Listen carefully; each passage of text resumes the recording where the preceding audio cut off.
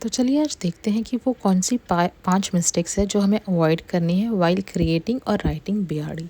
सबसे पहली बात तो अवॉइड करो कि अनक्लियर बिजनेस ऑब्जेक्टिव लिखना, क्योंकि जब तक आपका बिजनेस ऑब्जेक्टिव आपके कस्टमर या फिर आपके स्टेक होल्डर का पेन पॉइंट अगर आप क्लियर डिस्क्राइब नहीं कर पा रहे हो तो रिक्वायरमेंट क्लियर नहीं होगी और it might affect your project success.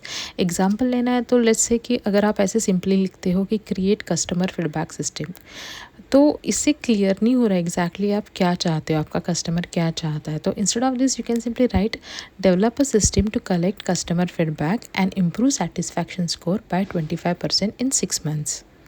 Second one, कभी भी अनक्लियर रिक्वायरमेंट नहीं लिखना है, वेग रिक्वायरमेंट अवॉइड करनी है।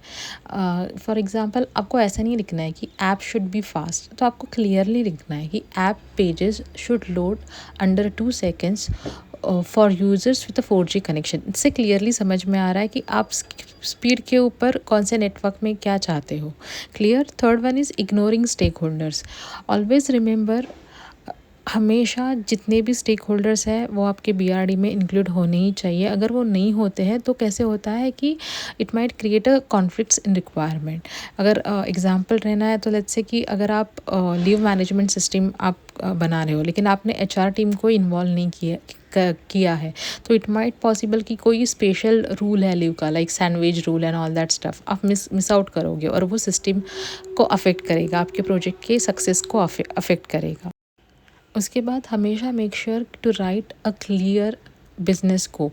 अगर आपका बिजनेस स्कोप क्लियर नहीं है तो बट ऑब्वियसली बहुत कॉन्फ्लिक्ट्स हो सकते हैं, स्कोप क्रीप हो सकता है, क्योंकि स्कोप डिफाइन करता है आपके प्रोजेक्ट के बाउंड्री लाइंस को। इन स्कोप और आउट स्कोप, ये जो मेन 2 चीज़ें हैं कि उससे पता चलता है कि क्या क्या आपके प्रोजेक्ट में इन्वॉल्व होने वाला है और क्या क्या एक्सक्लूड होने वाला है। फॉर एग्जांपल अगर आप इन स्कोप में लिखते हो like leave request, approval, leave balance, और आउट ऑफ स्कोप में लिख रहे हो like integration with payroll, employee onboarding and all that सब, इससे क्लियर हो रहा है कि बाउंड्री लाइंस क्या है।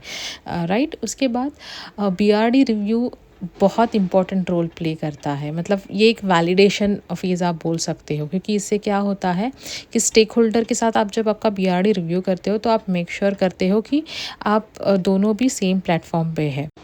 बट अगर आप आपका डॉक्यूमेंट आपके स्टेक होल्डर के साथ रिव्यू नहीं करते हो और डायरेक्टली उनको साइन ऑफ के लिए भेज देते हो या फिर प्रोजेक्ट का काम स्टार्ट करते हो, तो it might lead to the rework afterwards, right. So